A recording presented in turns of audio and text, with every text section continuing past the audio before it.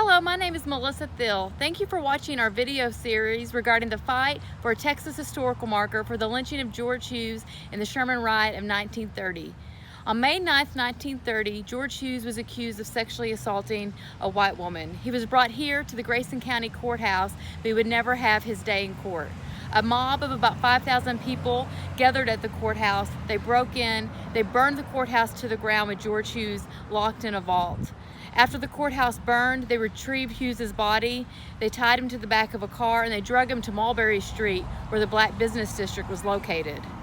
George Hughes was hung from a tree, he was mutilated and burned, and then the Black Business District was destroyed. In Sherman, Texas, there was martial law declared for 2 weeks. This was one of the largest race riots of the 1930s, and yet there is no mention or recognition of this historical but tragic event at the courthouse. Right now we have 8 Texas historical markers located at this very courthouse, but nothing to commemorate or recognize what happened to George Hughes and the destruction of the Black Business District. We hope you enjoy this video series. Stay tuned at the end for how you can help and for more information.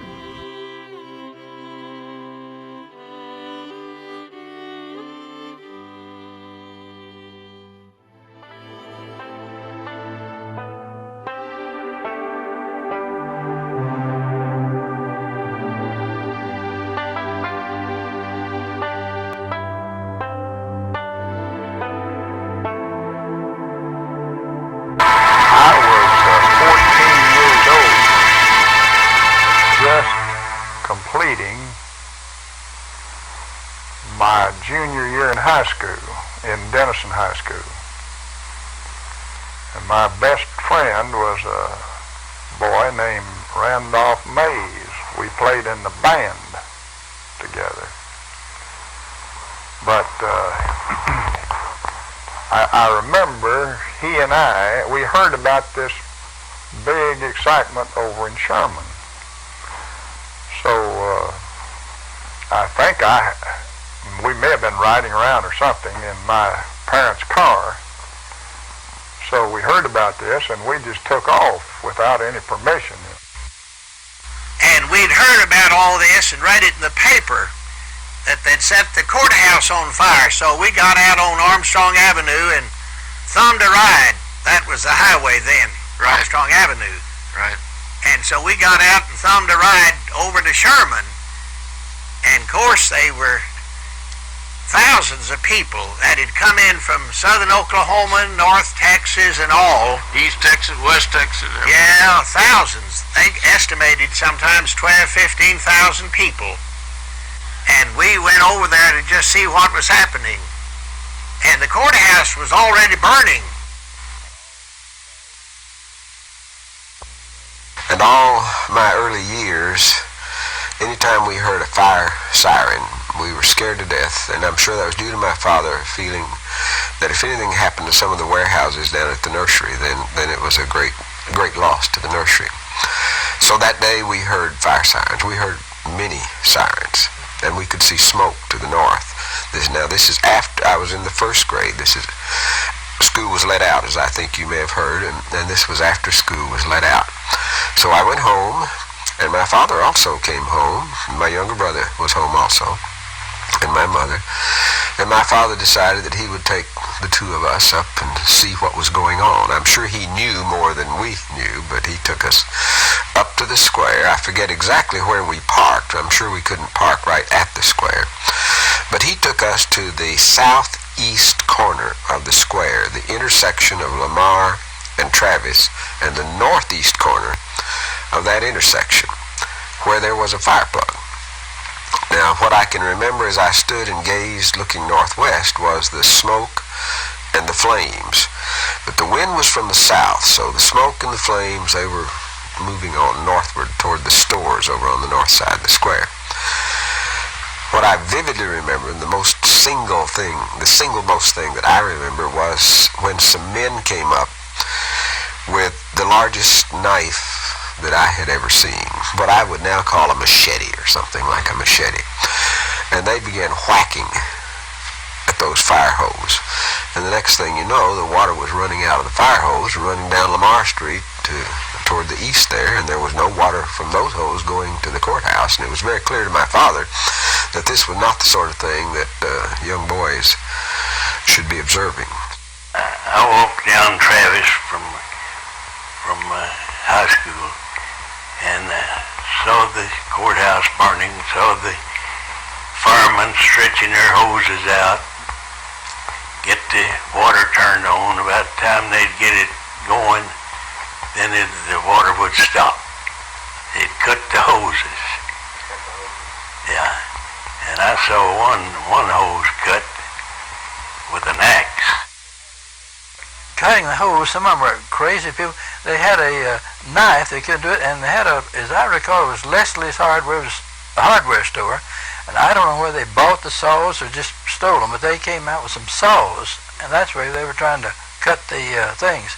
Well, then water started and they were going crazy. I left, because I didn't want any part of it.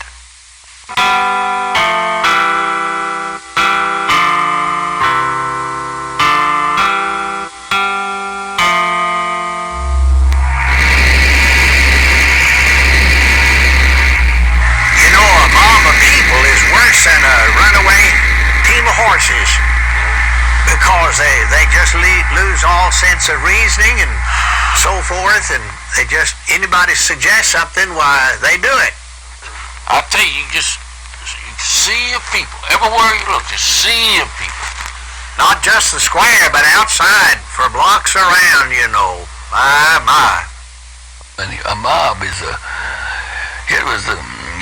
it's a vicious thing, really. I mean, they didn't make sense. They'd pull their hats off and holler, "Let her burn, go get him," and all that kind of thing. They were real vocal about what they're doing. Mob had control of Sherman at that time. And going home down Travis Street, I stopped long enough to ask a fellow what was going on. He said that a colored man had raped a white woman down southeast Sherman, and the news had gotten around and they had captured him.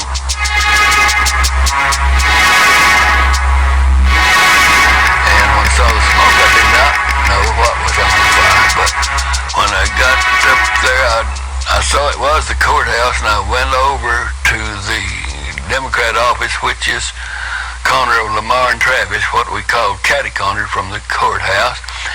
And they said that they explained to me that this black man Hughes his name was going to be on trial at the courthouse that day, and this mob had formed, and they was trying to get possession of him. He was over in the courthouse, and they had set the courthouse on fire.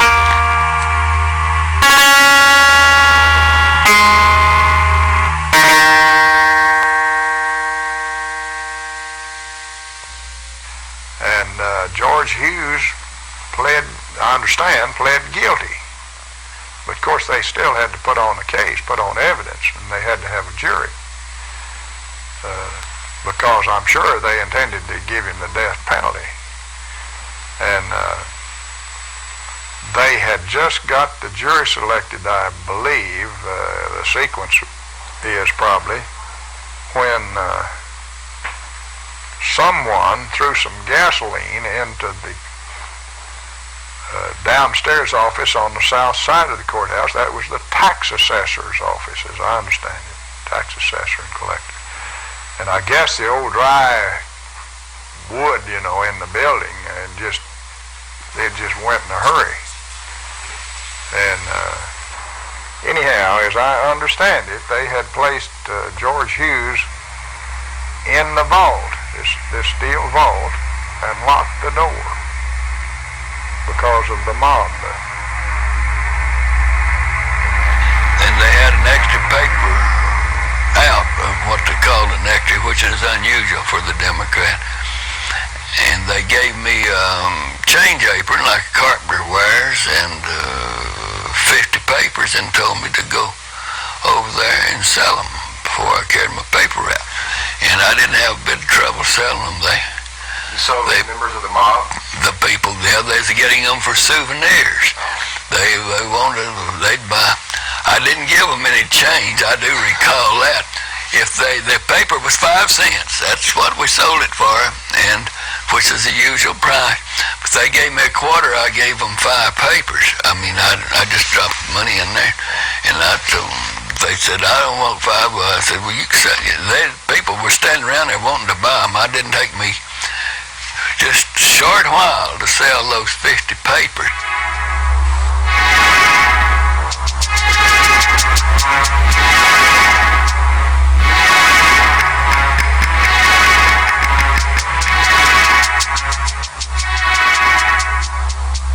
There were some law enforcement officers. I knew the sheriff, and I knew the constable better than I did the sheriff, and they were there, but they were, I mean, there were just too many. I don't know, it looked like somebody should stop them, but they were so worked up, it just, and with a saw in their hand, knives, it wouldn't pay to do it.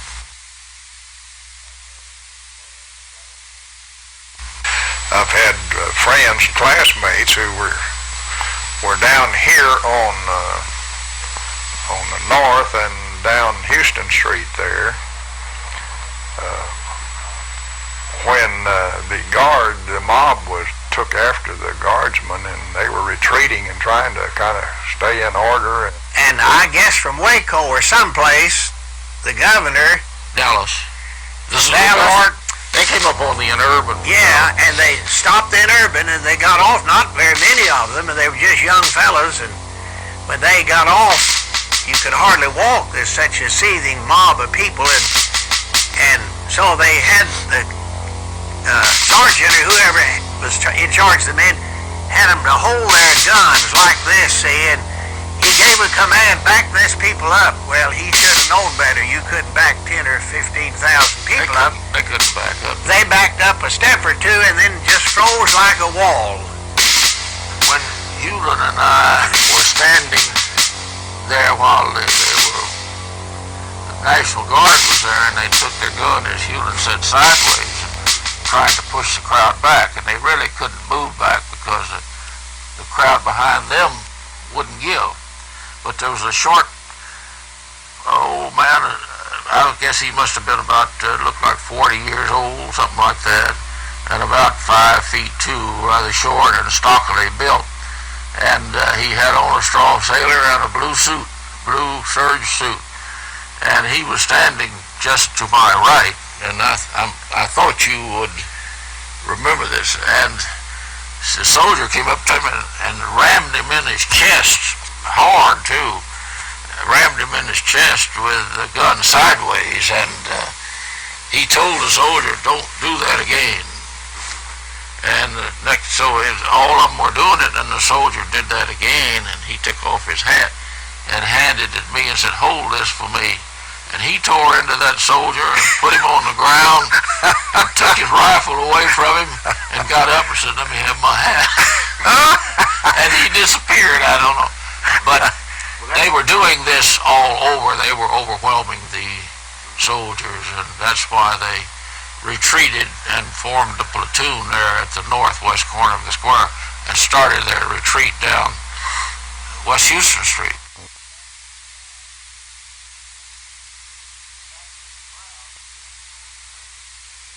Back in the crowd, they're throwing bricks,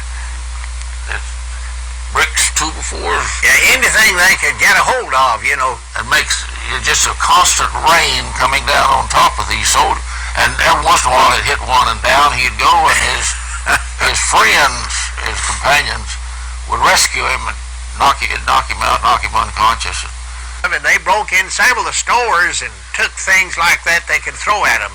So where was the judge and the preacher at that time? Where was who? Oh, Hewlin and Ralph. Where were they? Where were they while this was happening?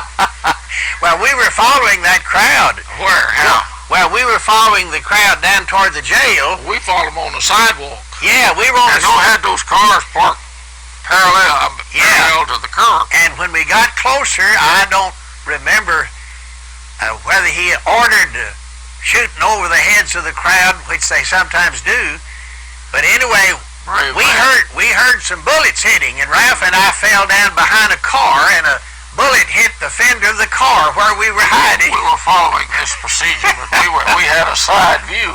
Crowd over here, militia was here, all going down the street, and we were following along behind these cars. We could see every single thing that took place. Till that bullet hit, I thought, in the car that right there that we were behind. We never went any further. That stopped us.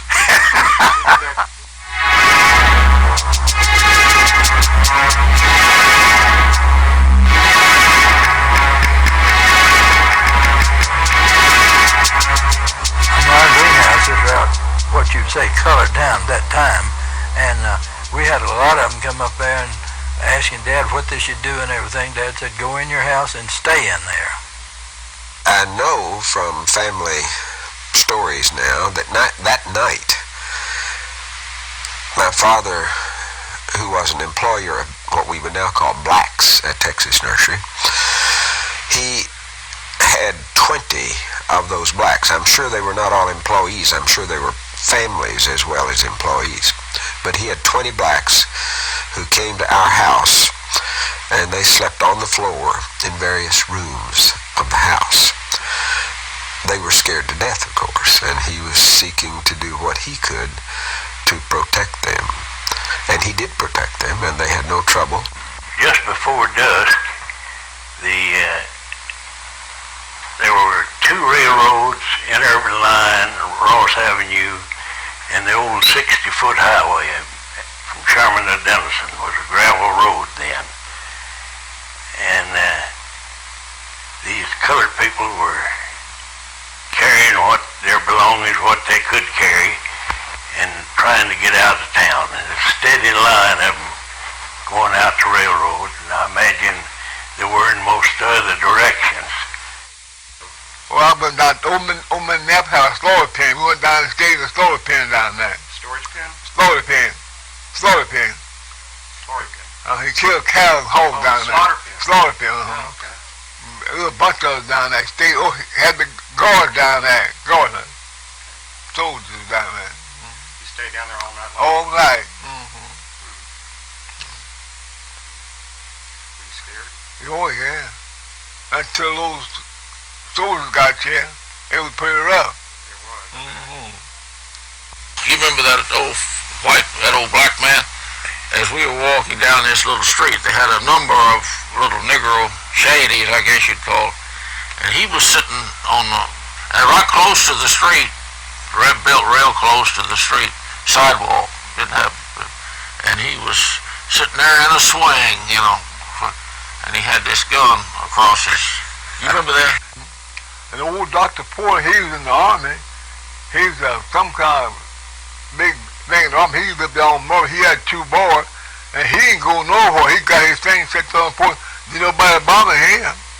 Dr. Porter. Dr. Porter. Dr. Porter. He had a shot.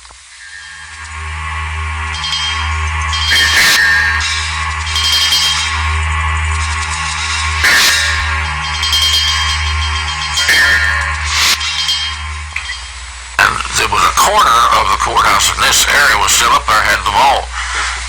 And they went around to try to get the door, big vault door open, but they couldn't get it open. And they ran a couple of sticks of dynamite in there, and they couldn't get it open. So they decided to come around to the east side.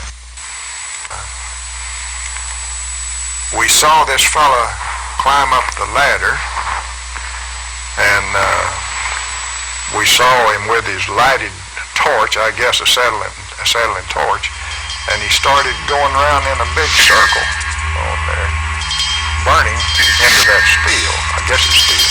Metal, I know. Iron or steel. Very shortly he came down, somebody else, or maybe the same guy, went up with and put a stick of dynamite, put some dynamite there because there was an explosion. When they'd get it lit, they'd get off of that come down that ladder, but when they did that crowd, they wouldn't move back, but when that happened, they all moved back. And then there was a hole in that window, that wall in that window. And somebody then crawled in there and pulled the body out and dropped it down at the foot of the ladder. And I feel, I've never doubted that he was dead. I've heard people say they thought he's still alive, but I don't see how he could. Threw him out the window. This place they had cut out. Threw him out. Crowders went berserk. And he landed over. Now, Hewlett remembers some incidents that I don't remember that took place there about people charging on him, storming him, kicking him, stabbing him. But I don't remember that. Well, see, when they finally blew the opening in the vault, smoke rushed out naturally, and they couldn't get in, but in a few moments, one of the men crawled inside, and then he came back to the opening and said he's alive. And I remember the whole big crowd went to cheering, and they threw him out like a sack of potatoes. And we were there where we could hear the thud of the man. Well, we were right there. We were real close. We had the seats on the 50-yard line. But that was terrible to enjoy a thing of that sort, but just excitement to kids, you know.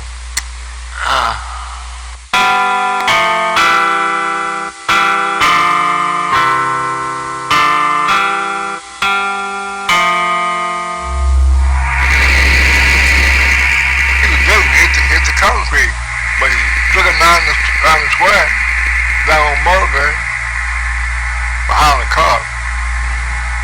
After they hooked him to the back of that car, the car took off up north on Travis Street, the distance about 100 feet, a couple hundred feet.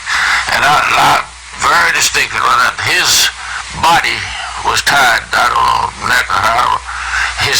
He was bouncing from side to side as they took off. You know, I never will forget this body bouncing from side to side, and they took off, and the crowd made way for them. They just took off.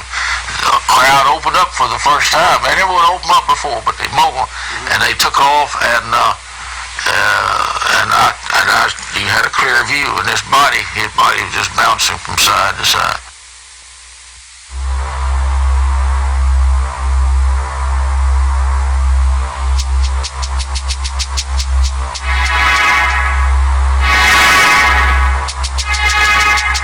It's a man from Bell built a place for the colored people to go, had a moving picture show that brought it down. And Dr. Goodson had a drugstore down, barber shop, tailor shop, everything had it down there. Good, found Dr. Goodson. Well, it seemed like there was a store, though. They broke in and they took the counters and everything that would burn and piled it under the tree where they had him suspended. And set it on fire. As I remember, one or two of the buildings burned. Yes, it did. But see, we were on our way down there walking. We hadn't gotten there. He'd already burned pretty good by the time Hewlett and I got down, so we had to walk down there. I don't remember what route we took. I can't remember going from here out to Mulberry Street, but I remember our walking up to this. They had strung George Hughes' body up to the limb of a tree. They had a bunch of stuff, I think furniture out of some of those business houses and stuff, piled up for a bonfire, and they had just lit that fire, and it was going pretty good. And we just kind of scrounged through there and got up on the front row, you know, where we could feel the heat.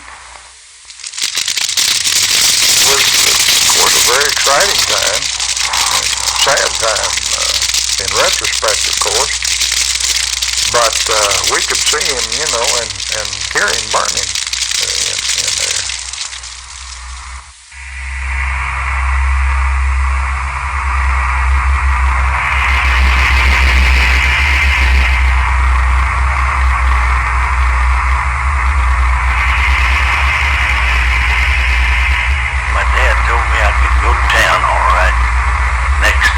Saturday the 10th, and I walked down the railroad and came to the depot, and there's a few people standing around this tree where the colored man's body was still hanging, and his body wasn't more than 3 feet long after they had burned most of it away. and I saw that.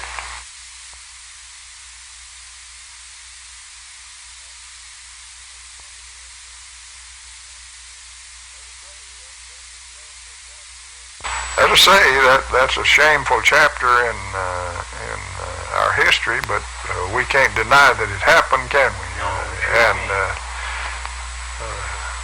The only way you can even begin to understand, I guess, is to have lived in that time and realized that there was a lot of hate. Well, all my but at that time they all gone. The Stoneses, they all passed. And the Henrys, Taylors, Winchesters, they all that bunch, they all that bunch gone. This young bunch coming on here, I be on nothing like that back at then. This young crowd.